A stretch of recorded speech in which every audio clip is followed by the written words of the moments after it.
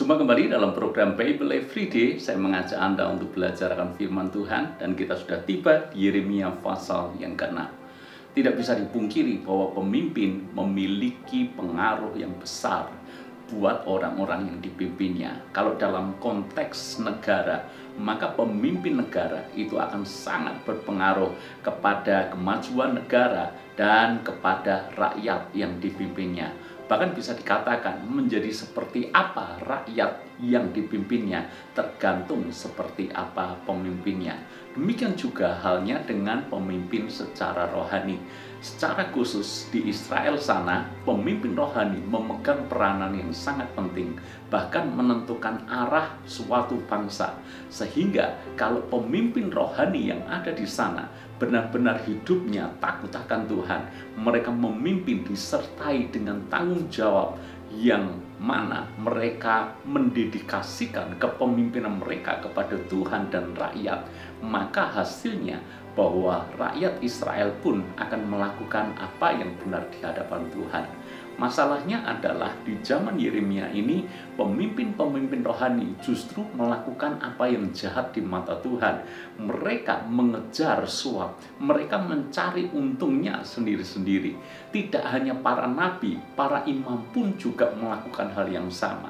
Anda bisa bayangkan, nabi yang mestinya menyuarakan suara Tuhan, tapi kompromi dengan apa yang menguntungkan buat dirinya saja, sehingga yang disampaikan bukan berasal dari Tuhan, tetapi dari dirinya sendiri. Selama berita itu menyenangkan rakyat dan berita itu menguntungkan dirinya, maka dia akan sampaikan itu. Demikian pula para imam mengejar suapnya gila-gilaan, sehingga yang terjadi kemerosotan moral dan spiritual terjadi atas bangsa Israel. Rakyat pun disesatkan sehingga mereka mengalami masa kegelapan secara rohani.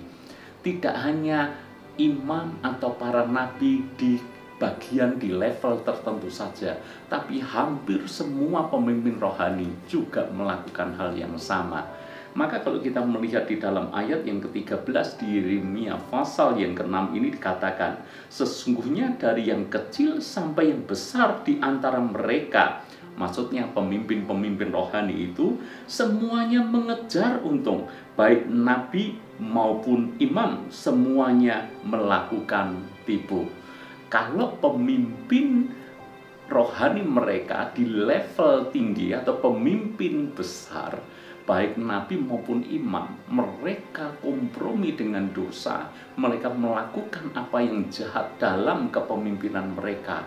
Akibatnya apa? Pemimpin yang ada di bawahnya ikut-ikutan melakukan seperti apa yang mereka perbuat.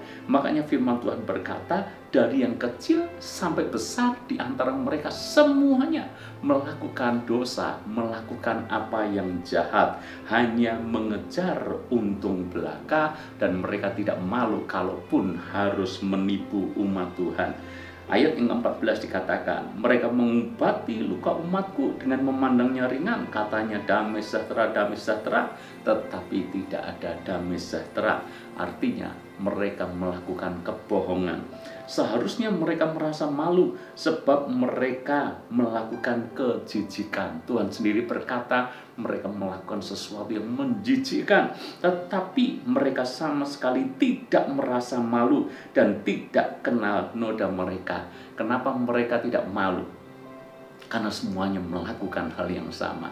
Jadi kalau dosa dilakukan bersama-sama, apalagi semua orang melakukan, saya rasa mereka tidak perlu malu lagi. Karena toh setiap orang juga melakukan hal yang sama. Lalu kemudian dikatakan, dan tidak kenal noda mereka. Sampai mereka tidak mengenali noda dosa mereka. Kenapa mereka tidak kenal bahwa itu adalah dosa? Saking terbiasanya mereka melakukan dosa, sampai-sampai mereka tidak bisa membedakan mana yang dosa dan mana yang benar. Sebab itu mereka akan rebah di antara orang-orang yang rebah. Mereka akan tersandung jatuh pada waktu aku menghukum mereka. Firman Tuhan.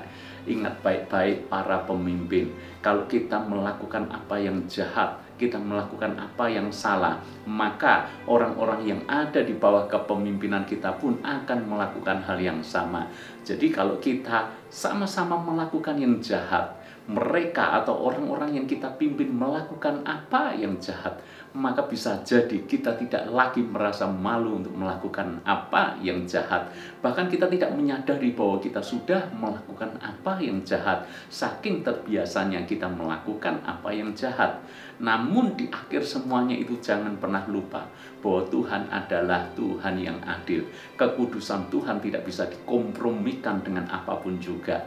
Yang jahat, yang salah, yang berdosa di hadapan Tuhan, yang tidak kudus di hadapan Tuhan, semuanya juga akan mendapat hukuman dari Tuhan. Karena itu sebagai pemimpin, saya mengajak Anda semuanya, rekan-rekan pemimpin, dimanapun Anda memimpin, ingat, kepemimpinan yang Tuhan percayakan janganlah disalahgunakan. Sebab satu kali kita akan mempertanggungjawabkan semuanya itu di hadapan Tuhan. Jadilah pemimpin yang benar dan takut akan Tuhan. Orang-orang yang Anda pimpin akan hidup benar dan takut akan Tuhan. Baliknya, kalau kita menjadi pemimpin yang jahat, pemimpin yang mengejar keuntungan pribadi, maka nanti kita secara tidak sadar telah menyesatkan orang-orang yang kita pimpin. Manakah yang Anda pilih? Doa saya, kita semuanya menjadi pemimpin yang takut akan Tuhan. Tuhan berkati.